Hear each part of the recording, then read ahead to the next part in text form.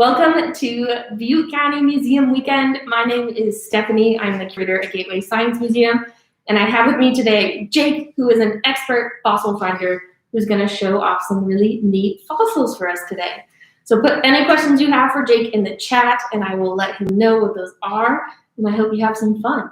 After our fossil video, make sure to check out our other video we have, which is all about what's going on at Gateway right now, even though we're closed, with some fun science demos and tour of the garden.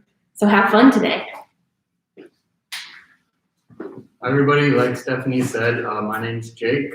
I am a paleontologist and I do work for environmental consulting firms, and I help out here at the Gateway Science Museum sometimes. Yeah, if anybody has any questions while I'm kind of doing my thing up here, just let me know, and Stephanie will read them off, and I'll try to answer them as best I can. In the meantime, I wanted to showcase some of the fossils that will actually be in an upcoming exhibit. The newest exhibit, when is it supposed to open, hopefully? Hopefully fall. Hopefully in the fall. It's called Fossils and Formations, and super exciting because it's work that I do, and I've got to contribute somewhat to the upcoming exhibit, and yeah. So as I'm kind of going along, feel free to ask questions.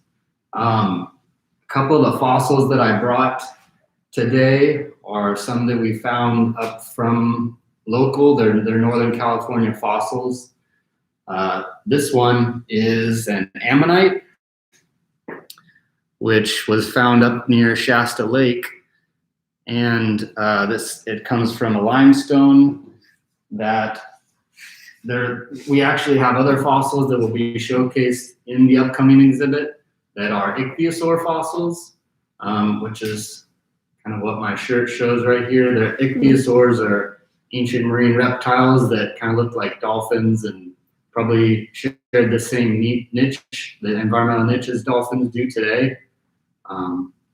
They probably ate fish and squid and stuff.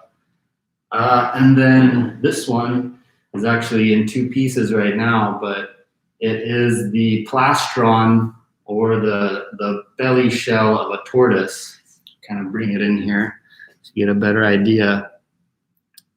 So this would be the tortoise's belly, and his back would be up here. I'm not done preparing it out of the matrix, the rock matrix yet, but that's one thing I'll be working on today.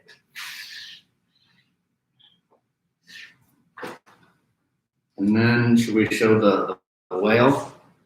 So, and then down here, this is either a young whale or a very small adult whale skeleton. Kind of the backbones, the vertebrae here, and some rib bones on either side. This is something I've been working on for the last probably year and a half or so, prepping it out. This came from Simi Valley, and this actually made the rounds on social media and local and regional news outlets, because it's pretty rare to find a whole encased skeleton of an animal this large, kind of intact and with really good fossil and bone preservation. So this whale is from the Miocene-era, which is about 15 to 20 million years old. And then that tortoise shell that I showed you, that's also from the Miocene-era, which is 15, 20 million years old. And then this Ammonite and the ichthyosaur fossils that'll be on display are about 220 million years old. So kind of a good range of fossils that will be in the upcoming exhibit.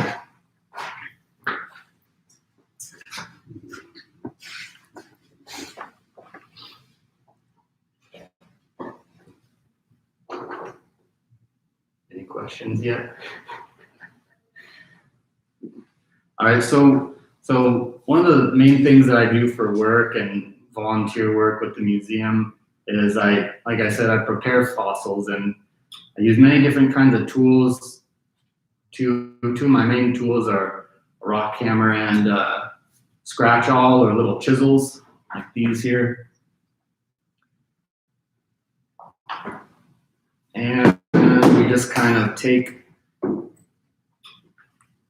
I should turn this around. You can take your chisel or your scratch awl, and we're just trying to remove matrix from the fossil, from around the fossil. You have to be very careful because, especially with certain types of fossils, they're very fragile. Actually, most fossils are very fragile. And what can happen as you're hammering or tapping away is a lot of times there's hairline fractures within the fossil, and they'll break like that. And it's unfortunate, but they can be glued back together. So usually it's not a huge deal. You just have to be very careful, and it takes a long time to bust these things out of the rock. They're encased in sometimes, but if you are careful, you just slowly scratch away. And this one's actually pretty hard, so it takes a long time. Hey, Jake. Yeah. Jody wants to know what's the coolest thing you've ever found? So I've found quite a few cool things. And over the last 4 summers, I've taken trips out to Montana where there's actually a lot of dinosaur bones. And so I've actually found quite a few dinosaur bones. I think one of the coolest ones was I was in an area of like north central Montana where T-Rex was originally found, an area called Hell Creek, and Hell Creek Rock Formation. And I was just walking along some little trails, and I bent down because I saw a little chunk of white in the brown dirt, and I picked it up, and it was the tip of a T-Rex tooth. And the way I knew it was T-Rex was because there weren't any other very large theropod or meat-eating dinosaurs from that rock formation, and just the sheer size of the tip of a tooth indicated that it was a very large dinosaur. But I found all other kinds of dinosaur bones out there, many different kinds of teeth, from anywhere from duckbill dinosaurs to like triceratops type dinosaurs, or ankylosaurs, which are ones with the big armored plates. They all have different kinds of teeth, and teeth are one of the best ways to identify what kind of animal you're looking at, rather than just some chunk of bone that, it's more difficult to identify just a big piece of bone that you find out there. So dinosaur bones, those are always my favorite to find.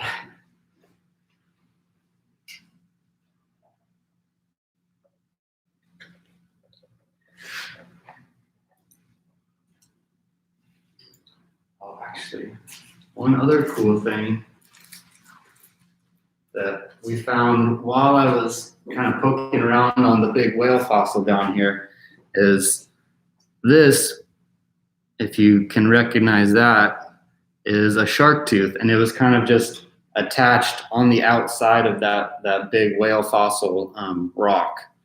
And so a lot of times when you're working on a bigger fossil especially, or even something like this, when you have a whole bunch of matrix or other rock attached to the fossil still, sometimes there will be like little fossils in there with it. So that's another reason you have to be careful when you're removing the rock from round fossils, is you could run into cool smaller fossils along the way.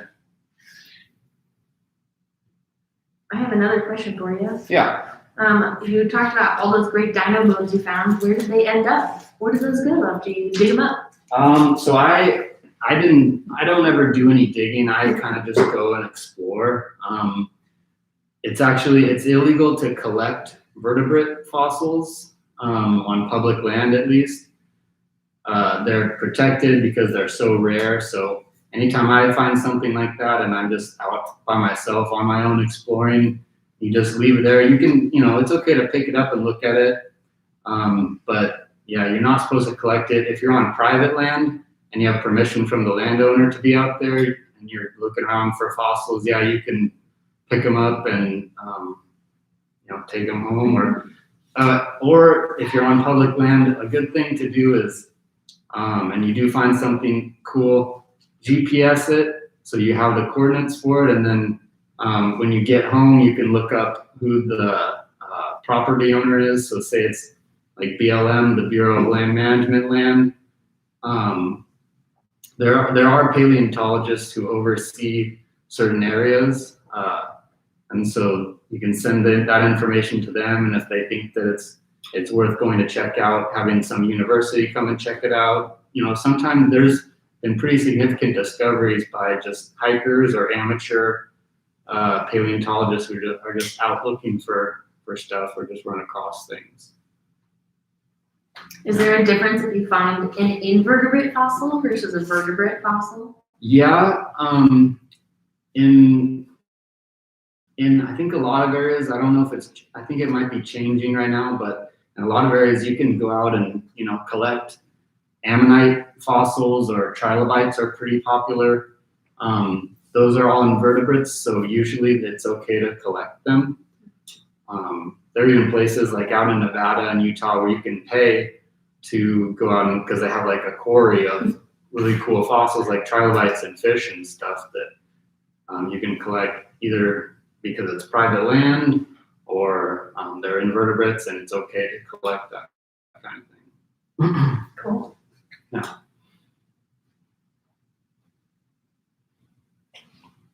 So as I'm scraping away at this one, I'm using just a little dental pick. Kind of hard to see, but they have a sharp end. It's literally the same kind of thing a dentist uses on your teeth, or a dental hygienist to clean your teeth. But they're very useful for preparing fossils because they're very precise, and you can they're very hard and strong, so you can, you know, dig away at rock, and eventually they wear out, but they last quite a while usually. But for something like this, where it's a really hard, dense limestone, what we use is called an air scribe. It's like a tiny jackhammer, about the size of a large pen. And if you look closely, you can see all these lines right here, these white lines. So that's where I've come in with the air scribe and just kind of zzz. It also takes a long time, but it's a lot quicker than trying to use a tiny chisel and a hammer to bust out fossils from really dense, hard rock like this.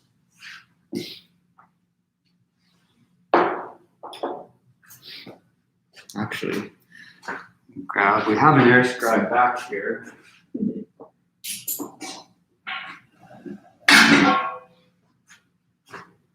So an air scribe is a pneumatic tool, which means it uses air to power it.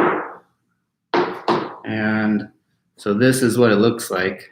It's very loud and obnoxious, so we're not going to use it today, but you just kind of twist it, it turns on, and it kind of shoots back and forth inside this little sleeve, and you can knock lots of rock off all at once in a short amount of time sometimes.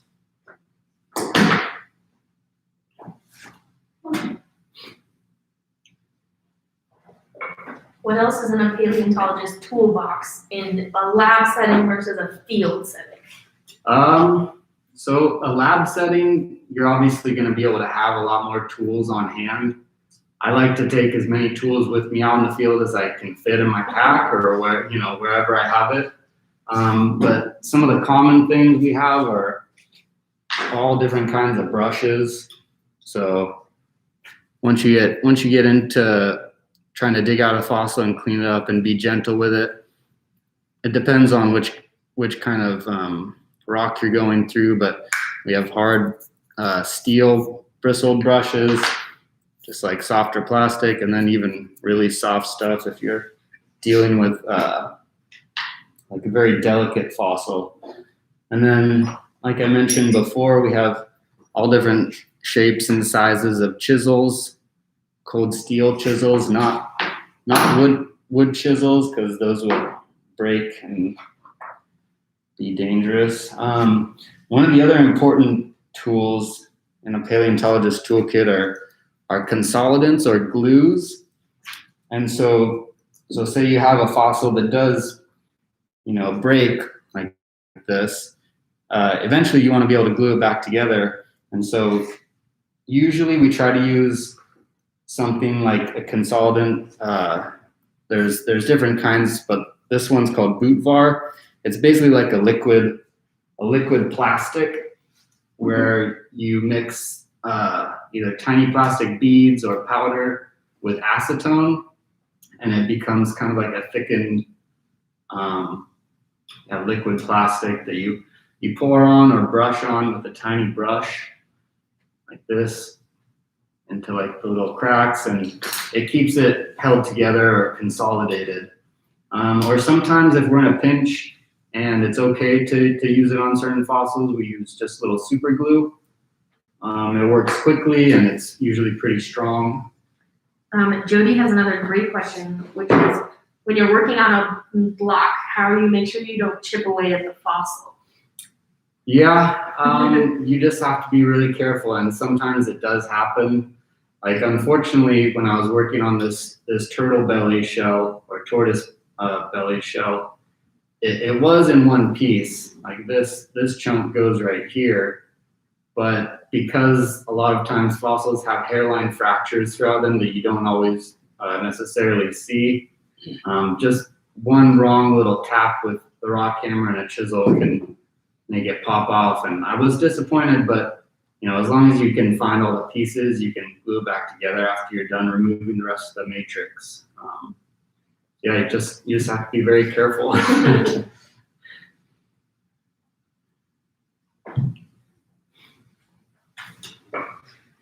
So what about a rock gives you a clue that there's a fossil in it? I'd have to say the most important part of looking for fossils is doing your research. So one of the best places to do your research if you're trying to find fossils in your local area is go to the USGS I think it's like .gov website, and they have pretty much every geologic map that's available is online.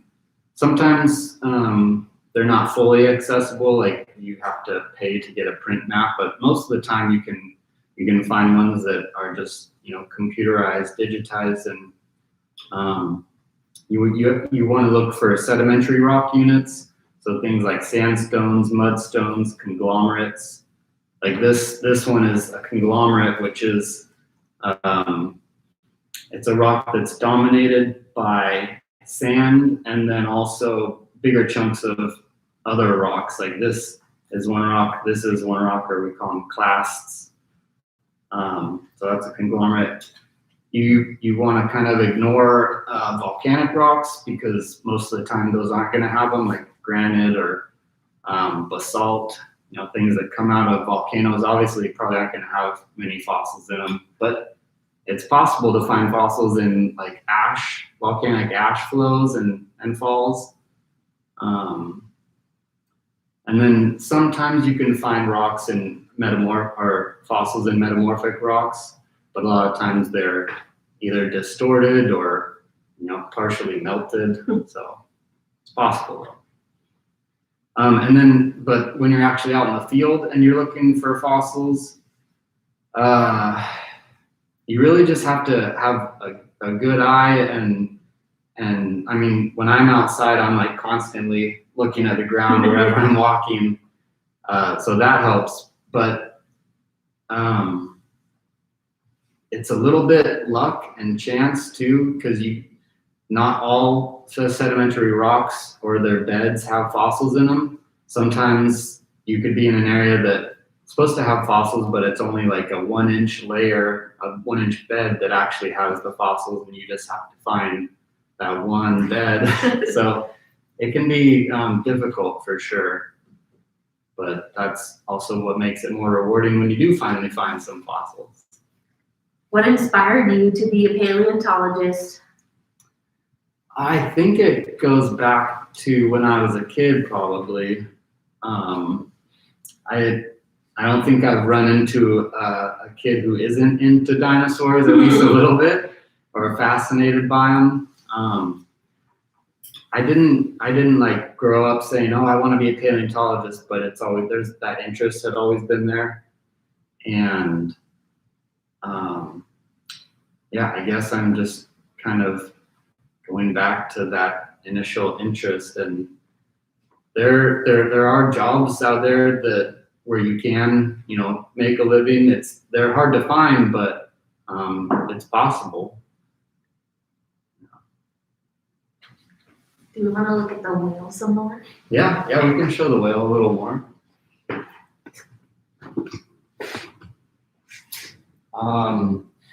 So and actually for this, a lot of this was already exposed in the field.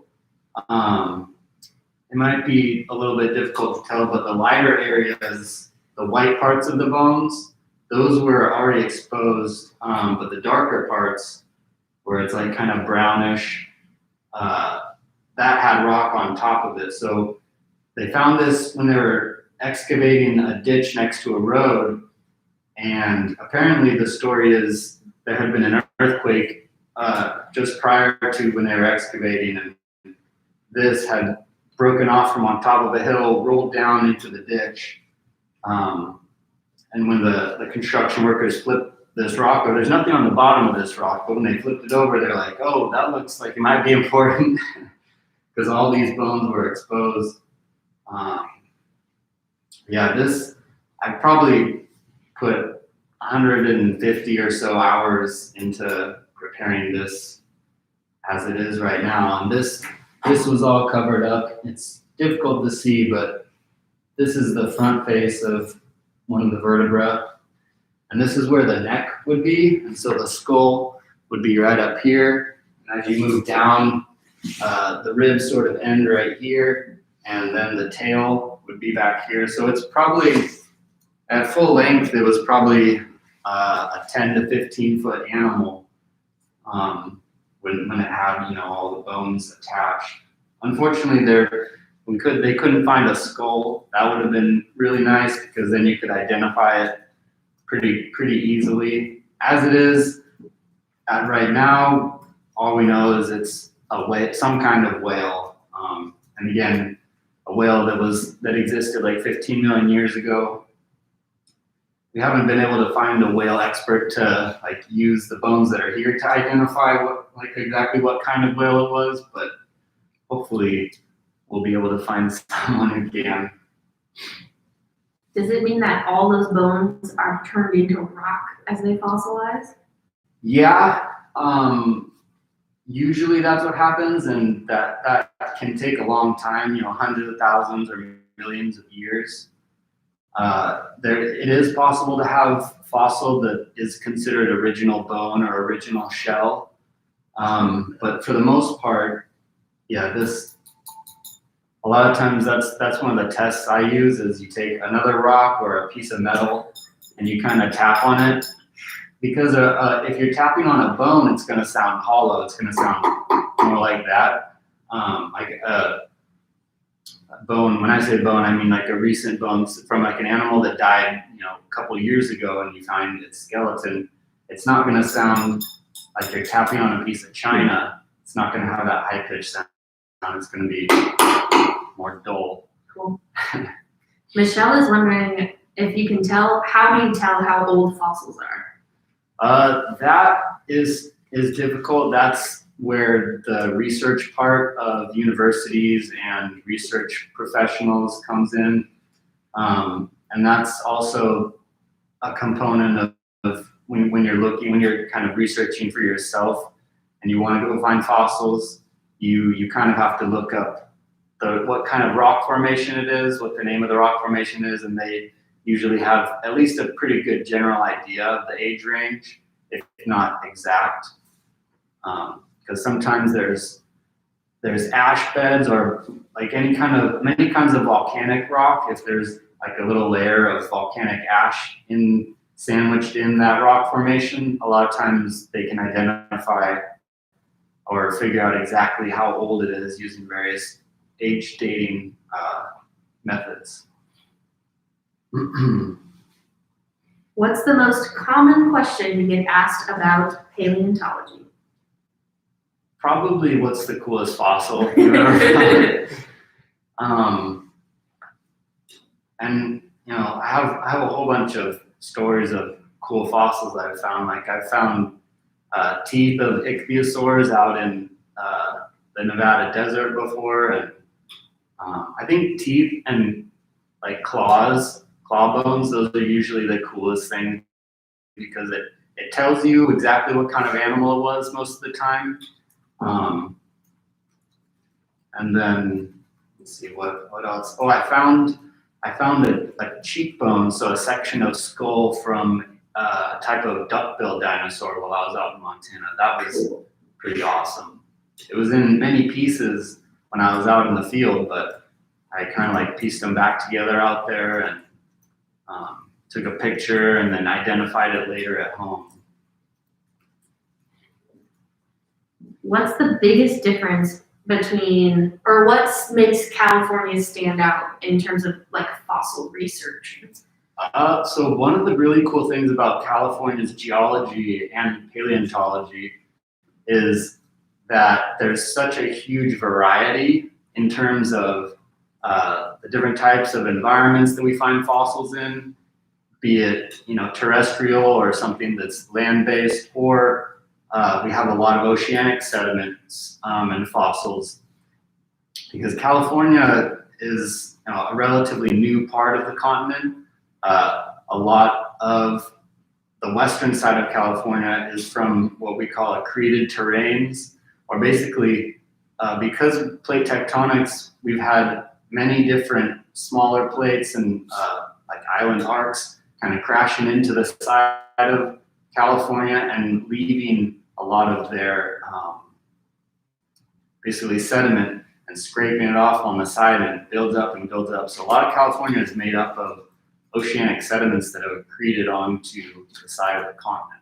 So we have different kinds of limestones like the ichthyosaurs and the ammonites from the Hosselkus limestone that we'll have in the upcoming exhibit, to more recent stuff, whales and dolphins and fish fossils.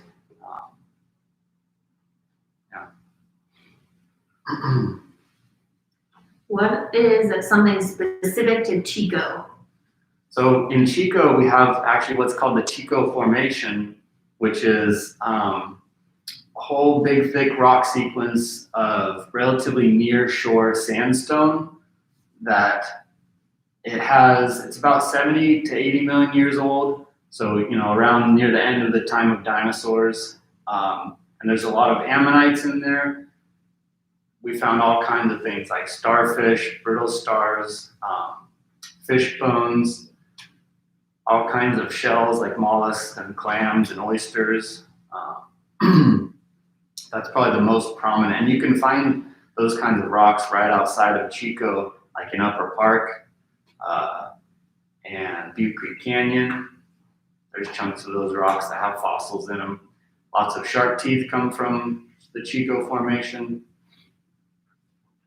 Cool. Which is exciting. It's fun to have a diverse rock like that in your backyard. Yeah, you can hike around in Upper Park along the creek and find chunks of the Chico Formation sandstone. It's like a yellow or greenish fine grained sandstone, and a lot of times it has fossils in it. Wow. Yeah.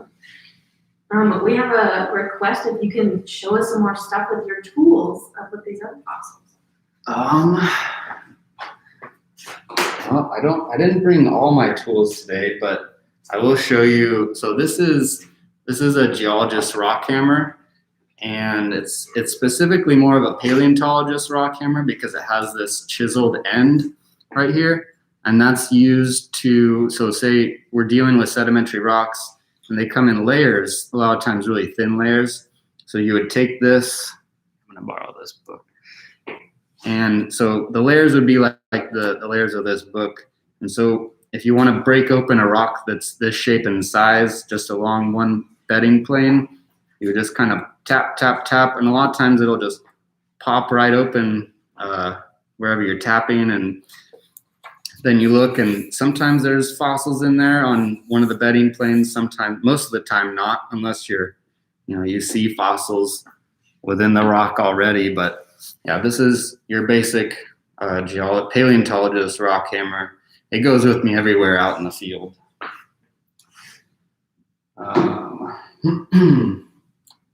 Yeah, I think I already kind of showed most of this stuff. Here's some more dental picks, just different shapes and sizes. It's really helpful. Like I said earlier, the more tools I can bring out into the field, the better.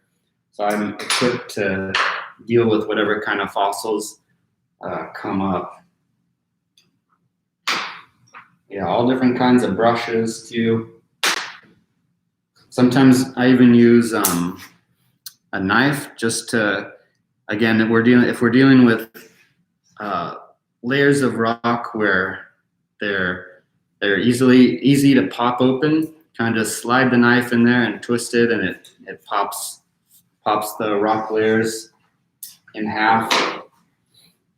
Look at this. What's this? Petrified wood.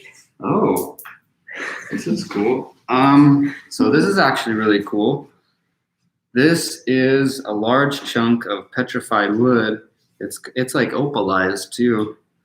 Do you remember which rock formation this came from? I think this was relatively local. This is the one that Russell brought in. So yeah, it might be difficult to tell, but a lot of times petrified wood, you can see the original structure of the wood, even sometimes like growth rings. Let's see. Yeah, this one is a little bit too metamorphosed to see, but a lot of times you find growth rings, so you could even figure out how old the piece of wood was when it died and got petrified. Todd has a great question for you. Okay. He's wondering if you can quit your job and do this all the time here at the museum. At the museum? That would be nice. Yeah, I would like to do that. Like I said, it's a little bit difficult to find a lot of work in paleontology, but if you really want it and are dedicated and you'll do a lot of things that you maybe wouldn't normally do, it's possible you can make a living doing paleontology work. Maybe not constantly be out in the field looking for dinosaur bones, but yeah, it's out there if you're open. Okay. Daphne brought you something fun as well. Oh yeah? What's this? You can smash it. Should I do that right now? If you want to. Okay. So this is a fossil excavation kit. I've never seen one of these before, but it looks fun. I just smash it. Here's the tool they give you. It's a little smaller than what I'm used to, but I don't know if I'm supposed to smash it though. It looks like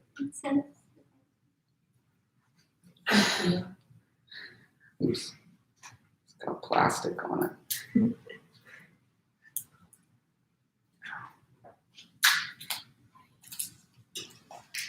Is this table sturdy enough for some smashing? Oh yeah. So if this was a rock that I thought had a fossil in it, I'd probably be a little more careful. Actually, what I would do is I would take a small chisel like this. I'm not sure where the fossil is in here, so I'm a little bit nervous. So you just, kind of work along the sides and pop chunks off until you start seeing there's something in here. Todd is wondering if you should have protective eye gear when you're working with fossils. Yeah, actually, that is a very good idea. And I was using it to prop up one of these, but this is actually also one of the more important pieces of safety equipment that I do use is safety eyewear, because when you're chiseling at rocks, be it fossils or just any rock in general, there's lots of chunks that are flying up, and I've gotten rock chips in my eyes before. So I think this is going to take a little bit more of a careful hand. So you just want to be very gentle, especially if it's a really soft rock like this. And like I said before, fossils are almost always very delicate. So you just take this little dental pick. It's kind of washed out. There we go. And you just slowly uncover the fossil. So this looks like some kind of dinosaur claw, which is awesome.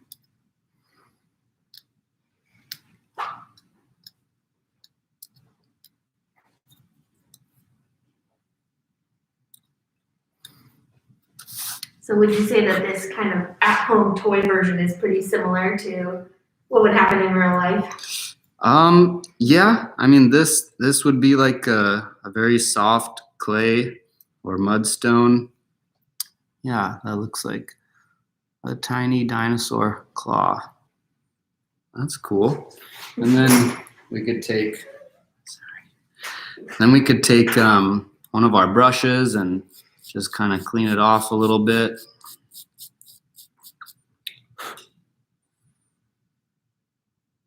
Cool. Thank you, Daphne, wherever she went.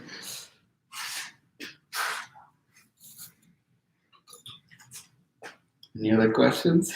No, so far. Let's see. I wish this was a real dinosaur claw. What kind of schooling did you have to do the kind of jobs you have, or what kind of experience? So I went to school here at Chico State actually for geology, which the two most common degrees that people get if they go into paleontology are either geology or biology. So if you do the biology route, you have a better handle on kind of the anatomy of the animals that you're finding. Whereas if you do the geology route, you have a better idea of what kind of rocks and where to look for specific kinds of rocks that have fossils in them. Personally, I feel like the geology path is more usable in the field. If you're doing research, the biology major is more important. But I think if you're a geologist first, it's kind of easier to get a handle on the environments that fossils usually pop up in, or how fossils form and all that kind of stuff. How much of the rock itself can tell us about where the fossil lived? A lot, actually. It's surprising how much detail you can glean from the rock that fossils are encased in. So for example, if we took this one, the tortoise shell, like I said, it's a conglomerate, so there's lots of different size, class, or rock and sand that are in here. We have big rocks, little tiny rocks. So if the environment, we find this fossil in, how should I say this? So the larger chunks, the larger rocks that you find in a sedimentary rock, the more water energy it took to move those rocks around. So this conglomerate was probably deposited in a relatively high energy environment. So maybe like a riverbed or a creek that was moving larger rocks around it.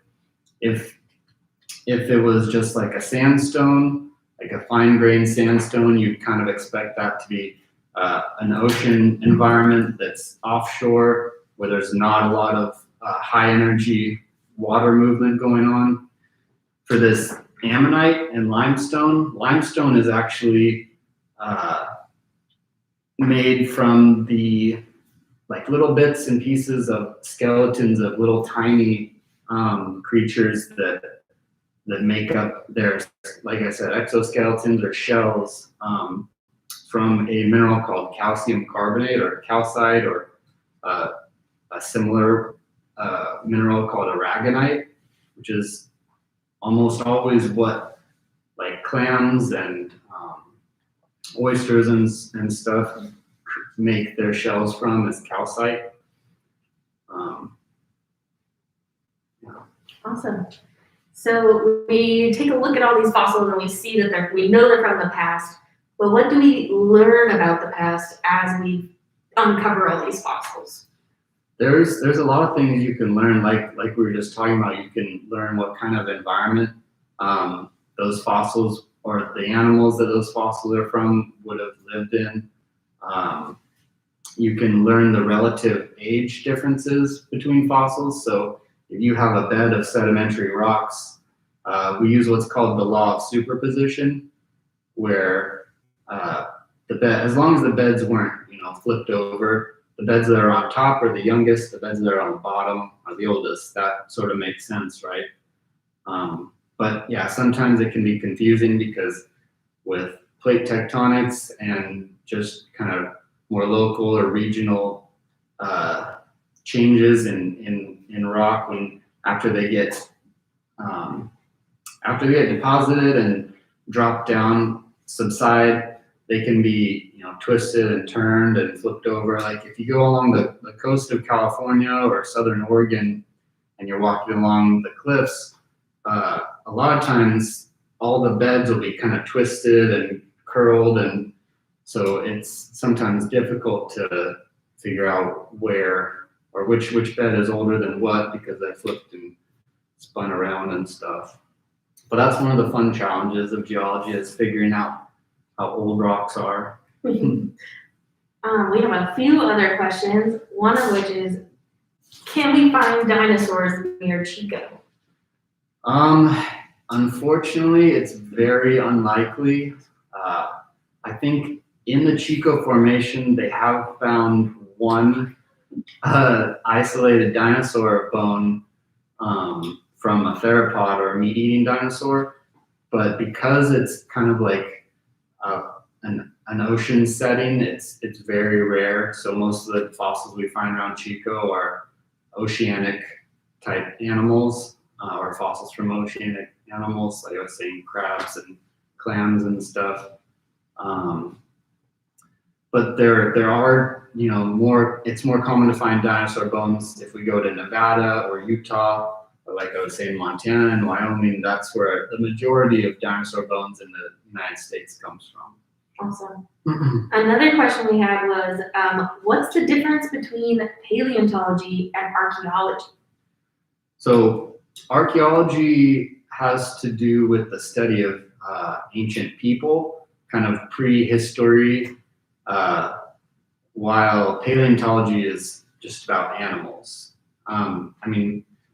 So there's obviously going to be a little bit of a gray area when you start getting into older human ancestors, and where the two kind of combine. But archaeology is more like ancient Native American remains and artifacts, while paleontology, mostly deals with animals. Mm-hmm. If you want to go out and look for fossils, can anyone just go do it, or are there lots of rules to follow? Anyone can go out and look for fossils. The thing where rules and laws start coming in is where if you wanted to collect fossils, like I mentioned earlier, vertebrate fossils on public land, it's illegal to collect them. But if you're on private land, like if you own private land, or if you have permission from the private landowner to be out there and collect, then yeah, you can collect them.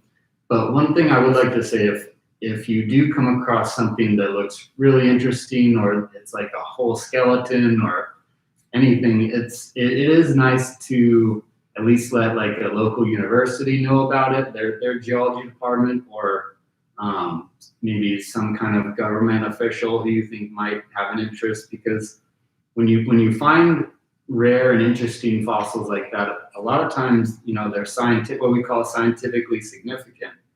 And if researchers are able to get their hands on those fossils, they can study them. Maybe they name a new species. Maybe they'll name it after the person who found it sometimes. And so that furthers, our kind of base of scientific knowledge. And that's a lot of what paleontology is. It kind of like builds on previous knowledge that previous researchers have discovered. So. Awesome. We've talked a lot today about animal fossils, and we did have our petrified wood. Do plant fossils and animal fossils form very differently? No, not necessarily. Like, maybe they are, well, I guess, because in a lot of ways, plant fossils, they oftentimes what we call carbonize or are replaced by carbon. Like this one time I found the top of what looked like some kind of palm tree in the Chico formation, which is interesting because it's oceanic sediments. But it was, like I said, carbonized, so it had turned into coal, and that's where we get coal, and a lot of oil is from plants or algae that has been covered up after it was deposited. Like say there was a big bed of trees that had fallen down, and then a big mud flow covered those trees, and that got subsided, and time and heat and pressure kind of worked their magic, and all those trees turned into coal. So I guess there is a little bit of a difference between how animals and plants get petrified or fossilized. Awesome. Do you have any final thoughts for us? I guess mostly just get excited about the upcoming fossil exhibit that's hopefully coming out late summer, early fall. I think it's going to be pretty awesome. It showcases, mostly Northern California fossils and rock formations. It'll tell the story of what's happening or what has happened in the past, anywhere from relatively recently to 220 million years ago in Reading. That's what I'm looking forward to. Awesome. Well, thanks everyone for joining us today. As a fun announcement, today is Gateway's 11th birthday, so you've joined us on our birthday today. For next, we have a video that is in the description of this video from our guides here at Gateway, who put together science demos and a tour of our garden and other fun stuff you might miss about our museum because we can't be open right now. So go back to our YouTube page, find that other video, and check it out, and enjoy the rest of Museum Weekend. Thanks for joining us. Nice.